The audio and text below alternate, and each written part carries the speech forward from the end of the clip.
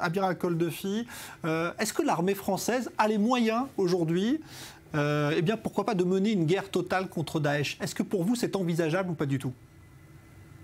Non, pas du tout, parce qu'on est dans la situation paradoxale où, comme l'a dit cette personne, l'armée française est à un niveau d'excellence jamais égalé, en tout cas en Europe, dans toutes ses composantes, à un niveau, j'allais dire, équivalent au meilleur, pour ne pas dire le meilleur, sans forfanterie aucune, mais elle a épuisé toutes ses réserves. Elle est depuis 25 ans confrontée à des réductions budgétaires incroyables, à des réductions d'effectifs incroyables, à des réorganisations incroyables. J'étais moi-même le patron d'état-major des armées quand on a décidé sous la pression financière de faire ces réductions, et donc elle est plus capable de remonter en puissance. Actuellement, on a notre armée de terre, elle a à peu près 100 000 hommes, et là-dedans, il faut faire des opérations au Mali, il faut faire des opérations un petit peu partout, il faut être présent dans nos territoires d'outre-mer, il faut être présent là où nous avons des accords comme à Djibouti, etc.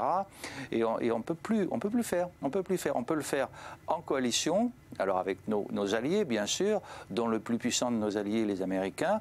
On le fait, et j'observe qu'on a parlé du Charles de Gaulle tout à l'heure, quand le Charles de Gaulle va être déployé, il va remplacer un porte-avions américain, ce qui veut dire le niveau d'excellence, en l'occurrence du Charles de Gaulle, mais c'est vrai pour l'ensemble de nos forces, et les forces terrestres et les forces aériennes qui l'ont démontré. Mais on n'est pas capable de remonter en puissance comme ça sur un claquement de doigts. L'investissement a été fait ailleurs. Bon, ce sont des choix politiques, les militaires les appliquent, mais on a une armée qui est à 100% de ses capacités dans la situation telle. Elle n'est pas capable de faire une opération d'envergure toute seule.